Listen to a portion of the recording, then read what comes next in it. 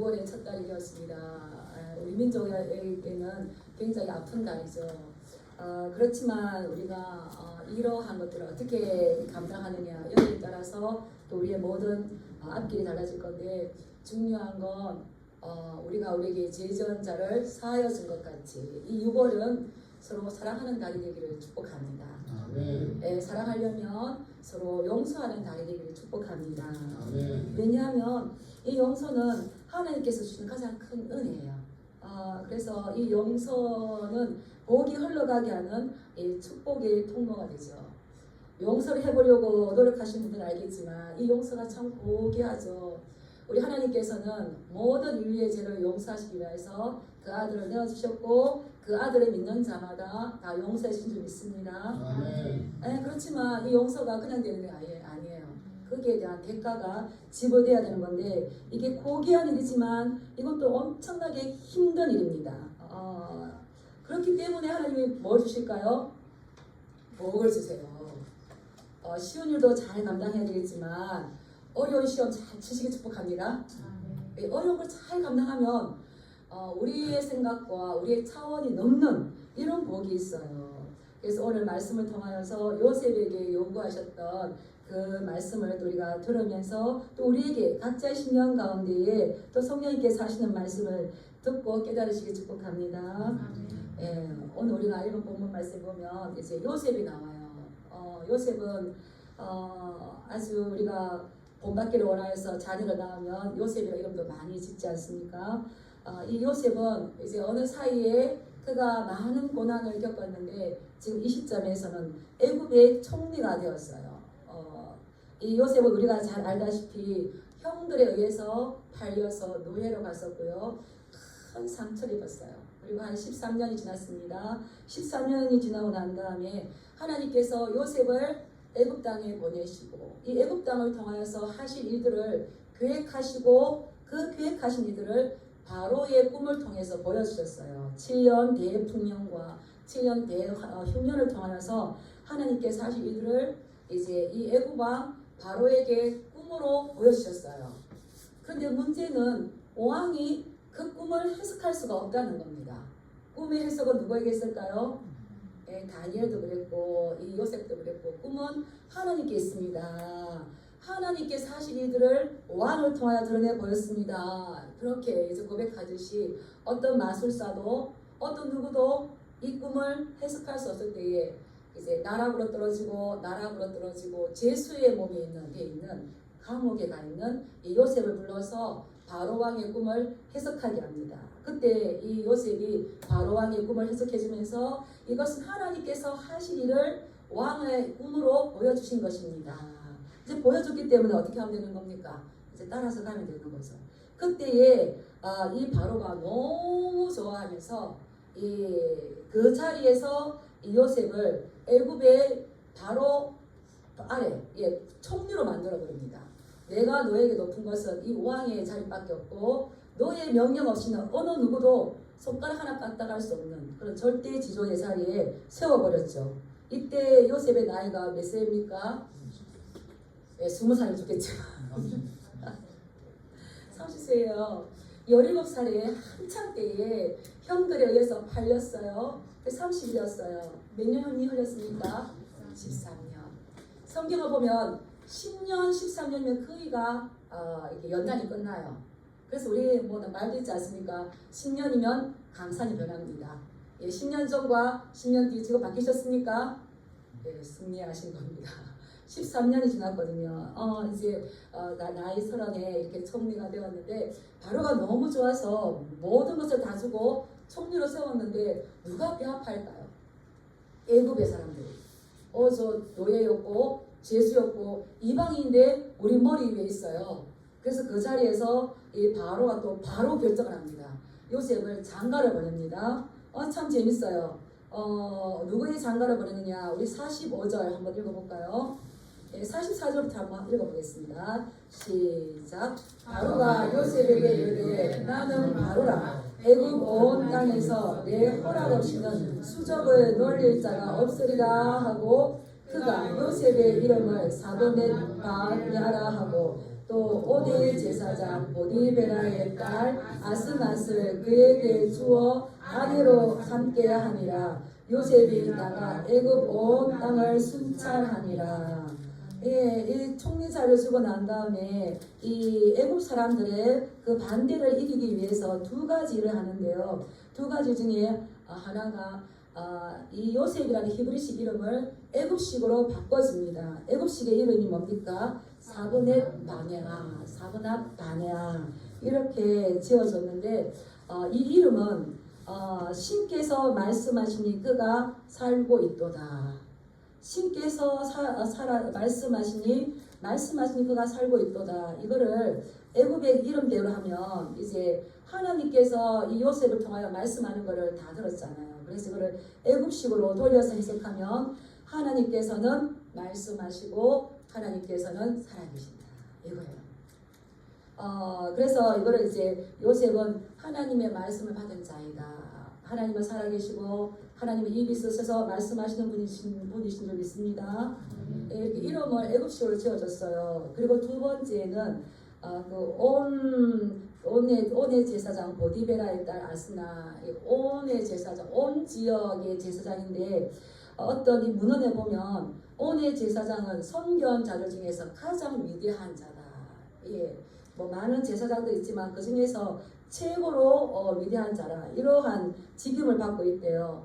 그렇다면 이 온의 제사장 이 보디베라의 딸 아스낫을 주었다는 건 최고의 권력 가문으로 보냈다는 거예요. 예, 이 제사장이 신정 정치를 할 때에는 이러한 제사장이면은 반드시 왕과 같이 동행했겠죠. 그렇다면은 아마 최고의 권력을 가진 대단한 권세를 가진 집안이었을 건데 이 바로가 요셉을 애굽 사람들의 그러한 반대와 불만을 제거하기 위해서 최고의 권력과 최고의 엘리트의 집안으로 장가를 보냈어요.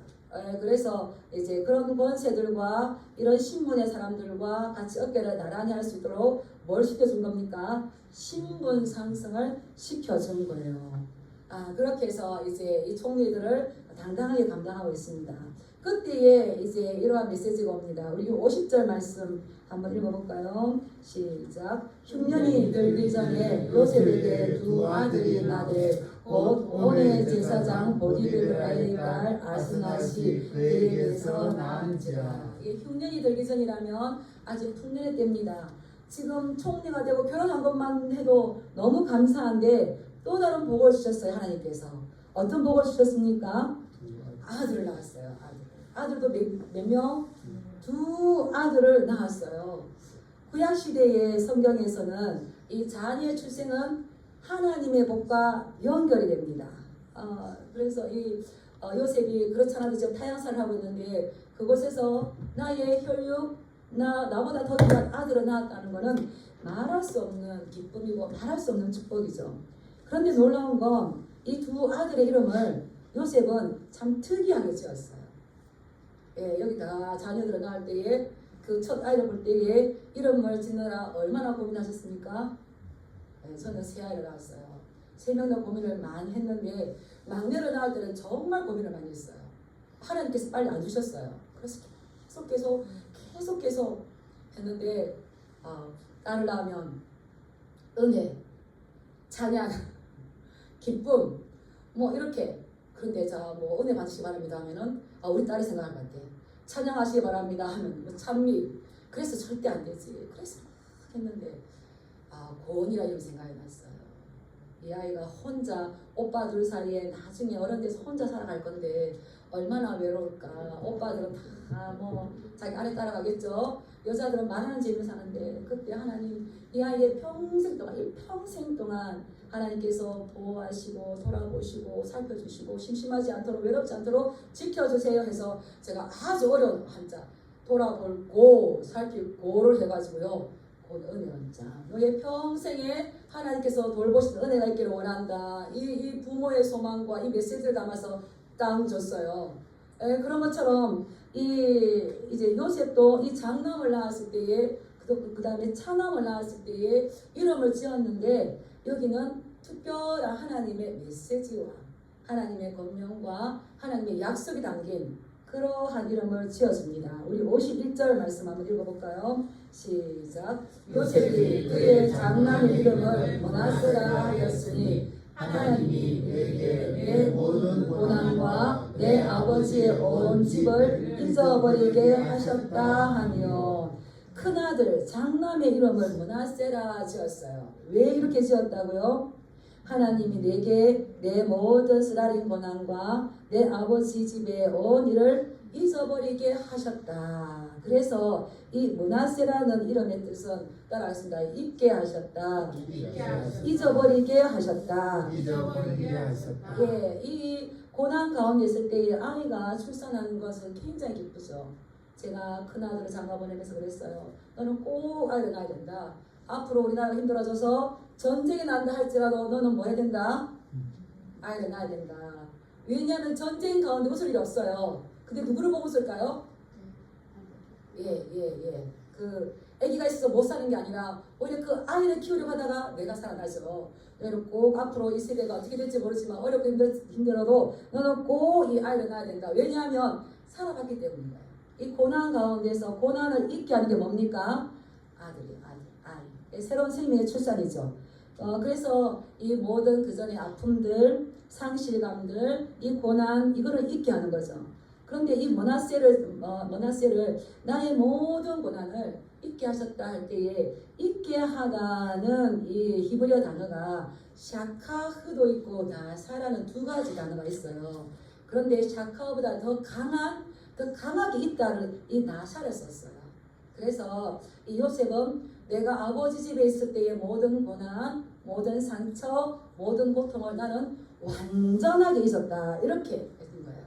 그래서 이 므낫세라고 이름을 지었는데 애굽에서도 이 고난이 계속 연속 선상이 있었지만 국무총리가 되고 보니까 그동안의 고난, 그동안의 상처, 그동안의 좌절감 이게 모두 충분하게 지금 보상을 받은 거예요. 하나님께서 놀랍게 중간중간 요셉에게 이야기할 때마다 같이 나오는 단어가 뭡니까? 하나님께서 요셉과 함께 하심으로 형통한 자가 되어 하나님께서 요셉과 함께하여 형통한 자가 되어 그때 하나님께서 요셉과 함께 하시고 위로하시고 소망을 주시고 인내하게 하시고 그래서 은혜를 받게 하고 누구한테까지 은혜를 받게 하는 겁니까? 지금 바로 왕에게 은혜를 받게 하여서 또 결혼을 하고 두 아이를 낳고 보니까 지난날의 모든 고난을 내가 기억하는 것이 아니라 하나님께서 하셨구나. 다시 재해석이 되면서 잊기에 충분했기 때문에 잊을 수가 있는 거죠. 그런데 요셉의 고난이 만만치 않습니다. 내 모든 고난과 내 아버지 집의 온 일, 요셉은 많은 고난을 당했어요. 몇 살부터? 17세부터. 예. 이 누구로부터 근데 그 고난이 시작되었습니까? 아버지 집에 있을 때의 형들로부터. 형이 굉장히 미워했죠. 그리고 형들은 이 요셉을 미워했을 뿐만 아니라 이 노예로 팔아버렸어요. 그래서 이 요셉은 형들에게 큰 상처를 받았어요. 이 요셉이 형들로부터 큰 상처를 받게 된, 이 미움을 받게 된 또 그 이유가 뭡니까? 시작은 어디 있습니까? 창세기 37장 3절에 보면 이렇게 되어 있어요. 요셉은 노년에 얻은 아들이므로 야곱이 여러 아들들보다 그를 더 사랑하라. 10명의 아들이 있음에도 불구하고 11번째 요셉을 더 사랑했다고 그랬어요. 사랑만 하면 되는데 공개적으로 이 사랑을 드러내요. 그에게 어떤 옷을 입혔어요? 채색 옷을 입혔어요. 딱 드러나 보이죠. 근데 채색 옷은 우리가 말하는 색동 이게 아니라 소매가 긴 옷. 옷이 긴 거예요. 이거는 누구가 입냐 하면은 왕궁에서 입는 옷이에요. 이 말은 요셉이 나중에 왕의 위치에 갈 것이고 형들을 다스리게 되는 통치자가 될 것이다. 층층층층 형들이 있는데 아버지가 11번째 이 동생에게 이걸 입혔어요. 그 뒤에 37장 4절의 말씀을 보면 그의 형들이 아버지가 형들보다 그를 더 사랑함을 보고 마음이 불편하여서 미워하고 편하게 말을 할 수가 없고 오면은 왕따시키고 이렇게 했다고 했어요. 이게 이 야곱이 그의 사랑하는 아들 요셉을 사랑한 거는 편견이죠. 편이죠. 자녀를 편애하지 마시기 바랍니다. 이 표현에 대해서 할 말이 참 많은데 이미 자녀를 다 키워버리셨어요. 손주를 편애하지 마시기 바랍니다. 편애는 가정의 불화의 원인입니다. 이삭과 누구의 이삭이 아내? 이삭이 아내가 누구죠? 리브가가 편애했어요. 에서와 야곱을 편애했어요. 야곱은 여전히 형들 가운데에서 이 편애를, 이렇게 편애가 아니죠. 집착이죠, 집착. 그런데 이제 이러한 가운데 있을 때에 이제 하루는 아버지가 형들이 있는데 이 요셉을 심부름을 보냅니다. 심부름을 보낼 때에 이제 그 형들이 뭐라 그럽니까? 저 꿈꾸는 자가 오는도다. 이렇게 형들은 지금 마음이 불편해서 이 야곱에게 요셉에게 말을 못 하고 있는데 또 요셉이도 좀 잘못해도 한 게 있어요. 꿈을 꿔요. 꿈을 꾸면 또 누구에게 다 말합니까? 형들에게 다 말해요. 내가 지금 곡식단을 묶었더니 그 곡식단 당신의 곡식단이 나를 둘러싸더니만 나에게 큰 절을 했다. 그러니까 형들이 어떡해요? 더 배가 아프죠. 이런 말 강단에서 해야 될지 모르겠지만 우리 한국 사람은 배고픈 건 참는데 배 아픈 건 못 참는데요. 아이고 참. 예, 배고픈 것도 참으시고 배 아픈 것도 잘 참으시기 바랍니다. 예, 당신의 이 단들이 나에게 절을 했습니다. 이렇게 하니까 네가 진짜 우리의 왕이 되겠냐? 우리를 다스리겠느냐? 더 미워하다가 이제 혼자서 아버지의 심부름으로 도단까지 옵니다. 그때 도단까지 올 때에 이 형들은 뭐라 그럽니까? 저기 꿈꾸는 자가 오는데 우리가 저 아이를 구덩이에 넣어서 죽여버리자. 이렇게 하는 거예요. 사랑을 많이 받으시기 바랍니다. 그러나 사랑을 받는 건 기쁘지만 누군가의 미움의 대상이 되는 건 굉장히 고통스러운 거예요. 그런데 이 꿈 이야기를 하고 애체세고 짚었는데 결과적으로는 어떻게 됩니까? 그것이 이루어집니다. 우리 인생의 주인, 역사의 주관자는 누구실까요? 하나님이신 거예요. 하나님. 그런데 그것을 모르는 이 형들은 동생이 오는 것을 보고 이 동생은 형을 보고 반가워서 달려갔겠는데 다른 생각을 하는 거죠. 이 동생을 이제 죽여버리자. 우리가 구덩이에 넣어서 죽이고 악한 짐승이 그를 잡아먹었다고 아버지한테 이렇게 보고하자 그랬어요. 근데 그 형들이 누굽니까? 시몬과 레위가 있어요. 예, 이게 보통 무서운 사람들이 아니죠. 아니나 다를까 이 요셉이 형들 가까이 왔을 때 형은 채색 옷 입은 것을 벗기고 이 요셉을 구덩이에 빠뜨립니다. 그리고는 자기들끼리 밥을 먹어요. 깔깔깔 웃으면서 밥을 먹어요.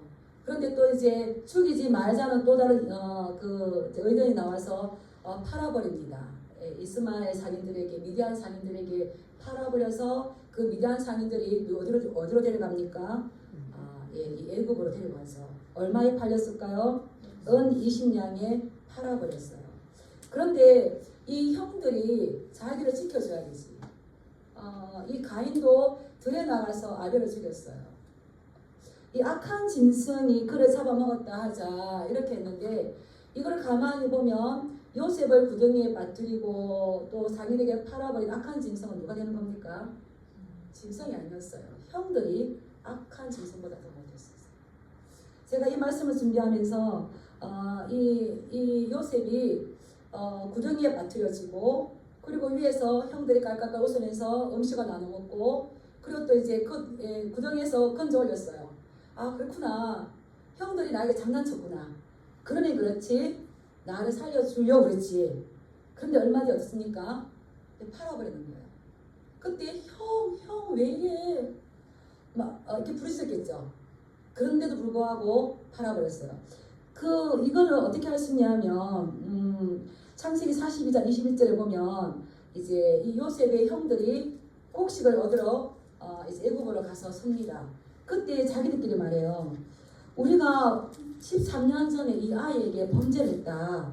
그가 우리에게 애걸 할 때에 형 살려줘 이렇게 애걸 할 때에 그 마음이 괴로움을 보고도 우리는 듣지 아니하였으므로 이 괴로움 우리에게 더하였다. 그 팔아버린 그 아이가 뭐 총리가 되었을까 생각을 못하고 이제 그 총리 앞에서 자신들의 입장에 아주 난감하게 되었을 때에 서로 말하는 거죠. 그 아이가 우리에게 액을 할 때에 그 마음의 괴로움을 보고 알고도 형인 우리가 그것을 듣지 않고 그 아이를 구해주지 않았기 때문에 우리의 죄로 인해서 지금 이 괴로움이 우리에게 임하였다 이렇게 하는 거예요. 따라하겠습니다. 인생은 부메랑이다. 이 돌고 도는 거예요. 부메랑이에요. 그래서 이 보호자가 돼야 될 그 형들이 보호해주지 아니하고 덤벼드는 적의 손에게 그 짐승에게 이 아이를 밀어넣었다는 것은 말할 수 없는 충격이죠. 그래서 이 요셉은 아버지의 사랑받는 귀족과 같은 그런 삶을 살았던 그가 하루아침에 20냥에 그것도 20냥밖에 안 돼요. 20냥. 그거에 내 자신이 팔렸다고 생각할 때 얼마나 수치감과 이 상실감과 이 충격이었겠습니까? 그런데 왜 하나님께서 반려가도 놔두셨을까요? 아무 일도 안 하셨어요. 이게 이제 우리에게 미스테리죠. 그런데 하나님은 이 고난을 통해서 분명하게 하시고 있어요. 시편 119편에 보면 고난 당하는 것이 내게 유익이라. 왜 그렇습니까? 고난은 그냥 고난이 고난으로만 끝나는 것이 아니라 그 고난을 가지고 분명한 계획이 있어요. 우리의 생각보다 더 차원 높은 하나님의 그 섭리가 있다는 겁니다. 그래서 고난은 고난으로 끝나는 것이 아니라 이것을 통해서 어떻습니까? 우리가 변화되어지고요. 상황이 바뀌고요. 문제가 바뀌고요. 그걸 통해서 하나님이 온 세상에 나타나게 되었어요. 꿈 해석할 때도 제가 잠시 말씀드렸지만 그가 고난받고 13년 동안 이 고난을 받고 난 다음에 바로 앞에 가서 뭐라고 합니까? 이 꿈은 하나님께서 당신을 통하여서 이루실 일들을 꾸게 하신 겁니다. 하나님은 당신의 꿈을 통해서 일하실 겁니다. 이렇게 했어요. 그래서 고난 중에 헛된 고난은 없는 줄 믿습니다. 그래서 이 고난을 낭비해서는 안 돼요. 근데 고난을 복수의 기회로 삼아서는 안 돼요. 성경을 보면 이 요셉은 그의 형들을 원망했다는 말이 안 나와요. 놀라운 건 이 요셉은 그 형들에게 받은 그 상처, 충격을 그대로 수용했습니다. 문제가 있습니다. 근데 그 문제를 어떻게 반응하느냐에 따라서 그 다음에 우리의 그 다음 단계가 달라지는 거죠. 이 요셉은 그 형들을 정죄하지도 않았어요. 그리고 그 상처를 재해석했어요. 이 고난은 재해석하면은요, 고난을 통해서 참 많은 것을 배웁니다. 인정하십니까? 예, 고난 뒤에 낙이 온다는 우리나라 속담이 있잖아요. 이 고난을 통해서 많은 배움의 기회가 되고요. 이 고난의 깨어짐으로 통하여서 드디어 내 자신이 성장하고 성숙하게 됩니다. 그리고 또 그 고난의 열매가 어떻게 옵니까? 내가 받은 상처 때문에 다른 사람의 상처를 이해하고 공감하는 이 공감 능력이 생겨요. 오늘날 가장 많이 능력이 이슈되는 게 따라하겠습니다. 공감 능력. 공감도 능력이에요. 누군가가 나의 상처에 나의 아픔에 공감해주면 너무 좋죠. 우리 예수님께서 그 고난을 다 당하셨기 때문에 우리 모든 인류의 이 아픔들을 다 공감해주세요. 최고의 공감자가 누구십니까? 우리 예수님이시죠. 그래서 이 상처를 잘 해석하면은요, 오히려 배움의 기회가 되고 내가 성장하고 성숙하고 드디어 이것을 통하여서 다른 사람들을 위로할 수 있고 또 이것을 통하여서 새로운 자리로 갈 수가 있는 겁니다. 우리는 살다 보면 많은 상처들을 받습니다. 누구에게 받습니까? 이 요셉처럼 따라하겠습니다. 중요한 타인. 네, 멀리 있는 사람에게 안 받잖아요. 가장 중요한 사람에게. 부부끼리든 부모와 자식 관계든 가까운 관계든 우리 뭐 공동체 안에서도 이런 가까운 있기 때문에 상처를 받을 수가 있는 거죠. 그래서 그렇기 때문에 이 가까운 사이일수록 조심해야 됩니다. 뭘 조심해야 될까요? 요즘은 언어도 폭력이에요. 제가 예전에 어느 신문 자료를 보니까 이제 일본 사람들은 칼로 사람을 죽인대요. 사무라이 정신이 있어가지고 말이 잘못되면 칼로 죽인대요. 그런데 우리나라 사람은 말로 죽인대요. 말로 죽이면 살인했다는 게 드러납니까? 안 드러납니까? 안 드러나기 때문에 죽이는데, 그래서 일본 사람들 말을 굉장히 조심한대요. 말 한번 잘못하면 죽어. 그래서 말을 참 조심하는데 우리 한국 사람은 말을 아무리 남발해도 그냥 사람을 그냥 죽이지만 실제적으로 죽이는 것이 아니기 때문에 나에게는 관계가 없어. 이런 신문이 한번 나왔더라고요. 그래서 우리는 이 언어도 잘 사용해야 돼요. 그런데 이 상처를 잘 감싸고 잘 감싸고 하면 이 조개 속에 들어온 이물질이 나중에 뭐가 됩니까? 진주가 되는 거죠. 이 요셉은 이것을 잘 감당했어요. 그래서 우리에게는 큰 상처, 작은 상처들, 또 이 상처에 대해서 책을 한 권 쓴다면은 한 권의 책이 될 정도로 큰 것들이 있지만 이 성경은 이것을 용서하고 인내하고 잊으라고 말하고 오늘 요셉에게도 이렇게 말씀하시죠. 우리 야고보서 1장 말씀 한번 보겠습니다. 야고보서 야고보서 1장 2절 4절 말씀 같이 한번 읽어보겠습니다. 시작.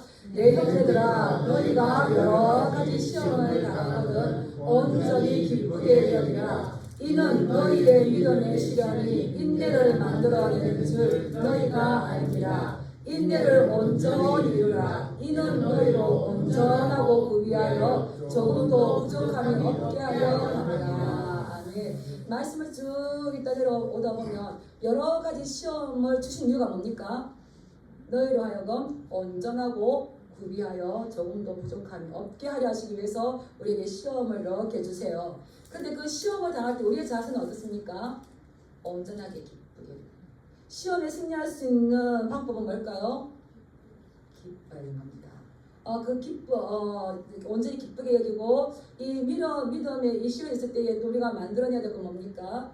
인내를 만들어내는 줄을 우리가 이미 알고 있어요.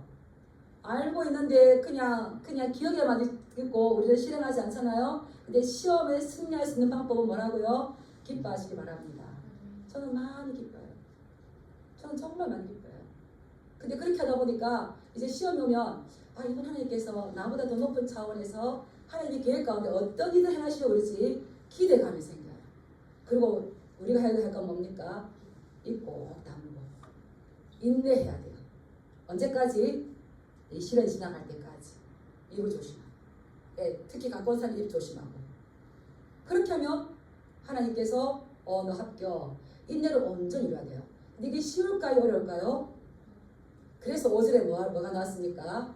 너희 중에 지혜가 부족하거든 모든 사람에게 후히 주시고 부짓지 아니하시는 하나님께 구하라. 그리하면 주시리라. 시험과 시련과 내가 감당하지 못한 고난을 만났을 때 우리가 해야 할 건 뭡니까?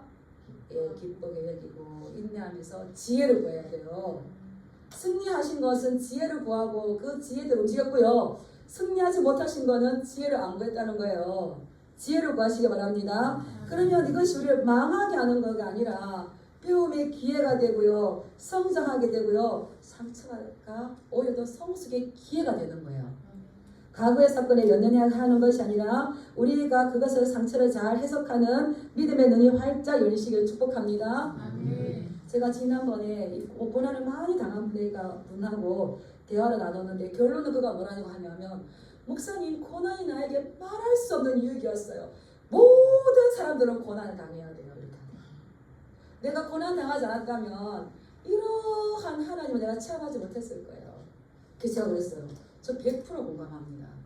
저도 그 고난 가운데에서 불같은 고난 가운데에서 이렇게 나왔기 때문에 그런데 그때의 불순물들을 다 제거하고 나면 아까울까요? 기쁠까요? 순도 높은 금이 반짝반짝해서 반짝반짝하죠. 이런 일이 있는 겁니다. 그래서 이 고난이 유익이 되실 축복합니다. 요셉에게 이 므낫세의 이 아들의 이름을 짓게 하시면서 네가 네 모든 고난과 네가 아버지 집에 너의 형들로부터 당하였던 그 모든 상처를 잊어라. 잊고 그를 용서하라고 이야기하는 겁니다. 그 다음에 둘째가 나왔어요. 우리 둘째 이름은 뭐라고 짓는지 한번 보겠습니다. 우리 52절 말씀 읽어보겠습니다. 시작. 하나님의 이름을 에브라임이라 하였으니 하나님이 나를 내가 수고한 땅에서 번성하게 하셨다 하였더라. 또 둘째가 나왔어요. 제가 기도했던 거 참 기도했겠죠. 우리 뭐 다 기도하지 않습니까? 그러니까 어떤 이름을 주셨어요? 에브라임이라 하였으니 에브라임의 뜻은 뭐라고요? 하나님이 나를 내가 수고한 땅에서 번성하게 하셨다. 내가 국무총리가 되고 이런 꿈을 해석하고 지금 모든 사람의 이 곡식창고를 짓고 이렇게 할수록 번성하게 하신 것은 누구다? 하나님이셨다. 그래서 이 에브라임이라는 이름의 뜻은 번성하다, 나를 번성하게 하실 것이다. 현재적인 의미와 미래적인 의미가 같이 있어요. 이거는 이루어졌습니다.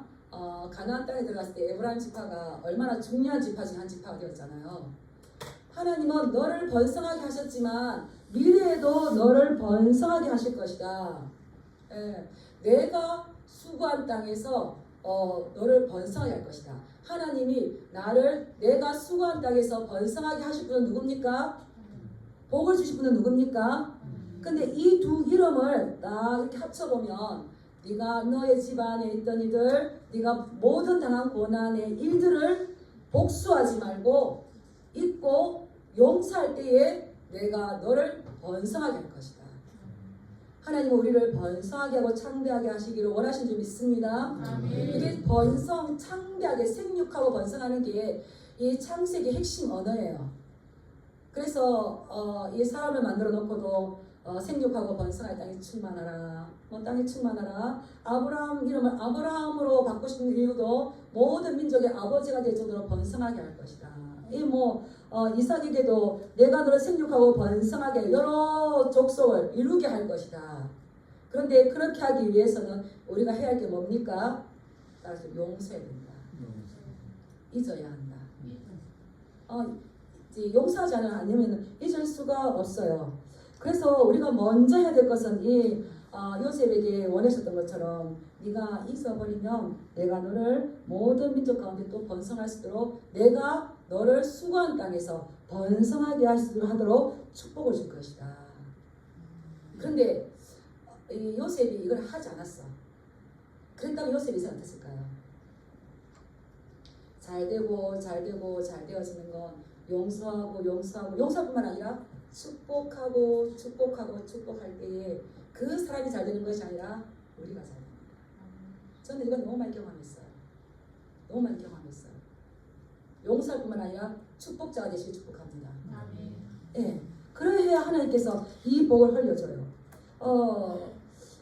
그래서 이 요셉은 이제 자기 아들의 이름의 메시지를 따라서 형들을 용서하고 또 이제 용서했죠.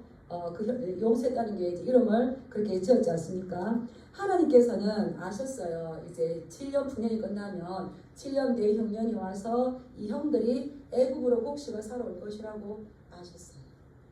근데 그때에 이 정리되지 않았다면, 이 매듭이 지어지지 않았다면 형들이 왔을 때에 지금 높은 자리에 앉아있지 얼마나 정지하고 얼마나 형준비가 있을까요?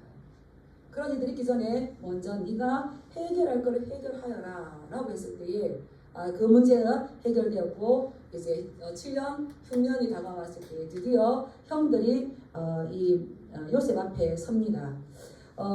이제 여러 가지 과정들이 있었지만 뒤에는 형들 앞에 이 요셉이 자기의 신분을 밝혀요. 자기의 신분을 밝혔을 때 형들이 놀라서 아무 말 할 수가 없어요. 아무 말 할 수 없을 때에 이 상처가 지금 어떻게 큰 일을 만들어냈는지 이 하나님의 그 계획과 하나님의 그 섭리를 알기 때문에 형들에게 이렇게 말합니다. 창세기 45장 4, 5절 말씀 보면 요셉이 형들에게 이르되 내게로 가까이 오소서. 그들이 가까이 간 이르되 나는 당신들의 아우 요셉이니 당신들이 애굽에 판 자라. 예, 당신 팔았어요. 그런데 당신들이 나를 이곳에 팔았다고 해서 근심하지 마소서, 한탄하지 마소서. 하나님이 생명을 구원하시려고 나를 당신들보다 먼저 이 땅에 보내셨습니다. 따라하겠습니다. 과거의 상처를 해석하면 보배가 되어진다. 새로운 길이 열리는 거예요. 당신들을 팔았다는 정확하게 지적하잖아요. 그런데 근심하거나 한탄하지 마세요. 왜냐하면 당신들이 나를 판 것이 아니라 하나님이 누구를 구원하려고? 생명을 구원하려고 나를 먼저 당신들보다 먼저 보냈어요. 또 생각해보니까 야곱에게 이 아들 애굽으로 보내라면 야곱이 보냈을까 안 보냈을까요? 집착했기 때문에 절대 안 보냈죠. 하나님의 놀라운 건 뭡니까? 아브라함을 통해서 4대 만에 큰 민족을 이끌고 나올 것이다. 이것을 이루시기 위해서 그게 먼저 선발대로 누굴 보낸 겁니까? 이 요셉을 보낸 거예요. 그리고 또 7절에 보면 이렇게 말합니다. 하나님이 큰 구원으로 당신들의 생명을 보존하고 당신들의 후손을 세상에 두시려고 나를 당신들보다 먼저 보내셨나니 그런즉 나를 일로 보내신 분은 당신이 아니요 하나님이시라. 용서한 자에게 주시는 이 해석이 달라지는 거죠. 용서한 자에게 주시는 하나님의 평안함이죠. 그의 마음에 이렇게 분이 있었다거나 복수심이 있었다거나 원망이 있었다거나 불평이 있었다면 이런 말 할 수 있을까요?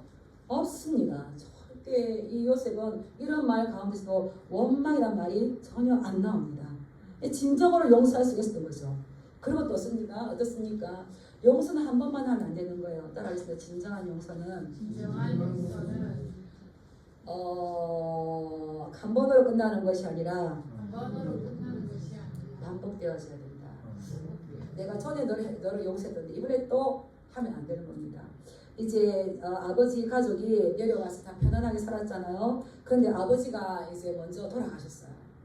그러고 나니까 형들이 두려웠어요. 요셉이 아버지가 있을 때에는 우리에게 잘했지만 아버지가 안 계시니까 복수하겠지. 그러면서 형제들이 모여서 요셉에게 와서 이렇게 거짓말합니다.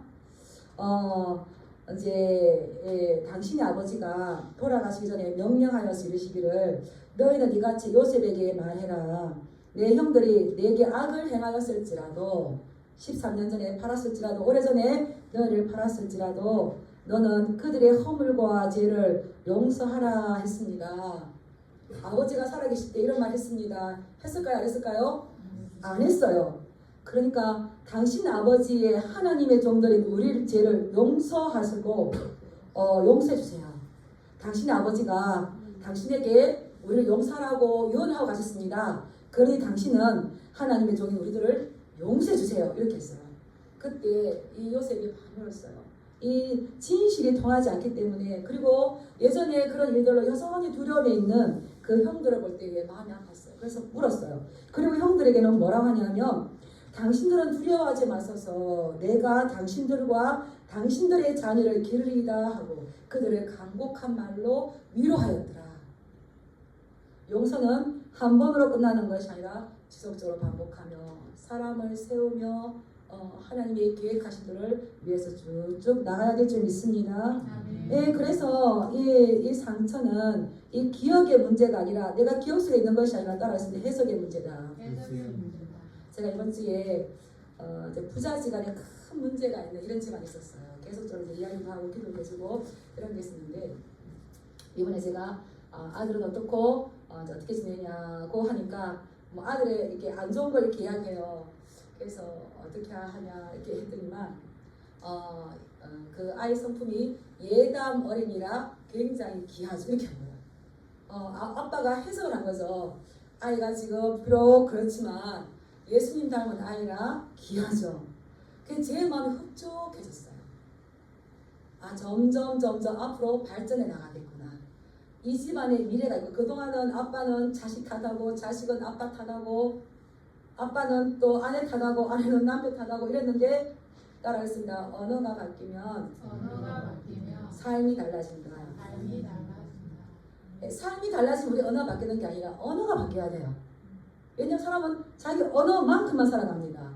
그래서 제가 너무너무 기뻐가지고 예수님 닮은 아빠가 자기 자녀를 예수님 닮은 아이가 됐으면 좋겠다 싶으니까 예담 어린이라 그래서 예담 어린이를 바라보는 더 멋진 예담 아빠와 이 대화를 보니까 내 마음이 흡족하게 되고 축복이 나오는 축복이 나오는 거죠.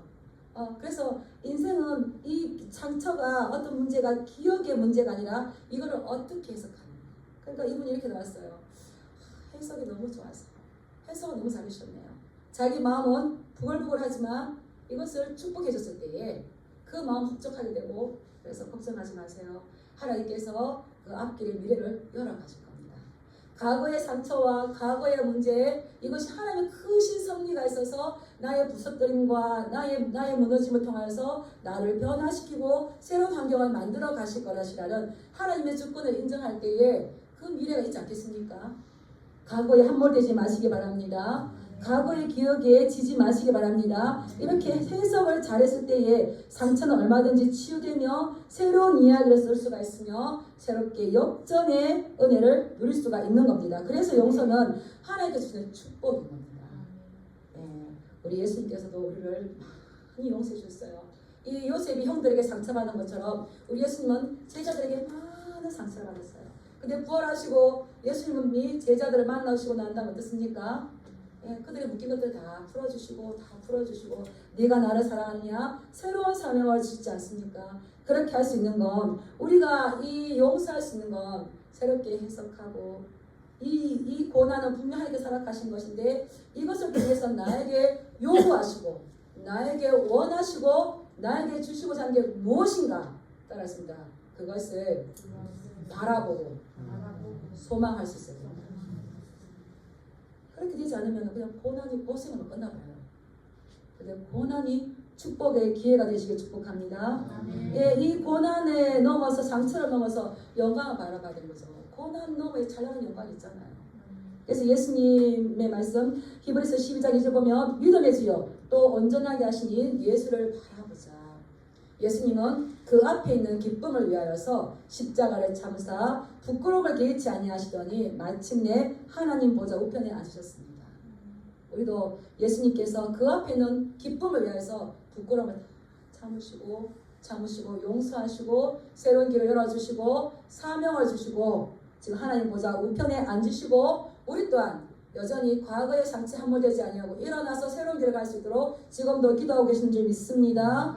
그래서 이 상처가 진주가 되고 오히려 아름다운 미래를 열어가는 요셉처럼 예수님처럼 용서의 사람이 되시고 또 배려와 존중의 사람 되시길 주님의 이름으로 축복합니다. 기도하겠습니다.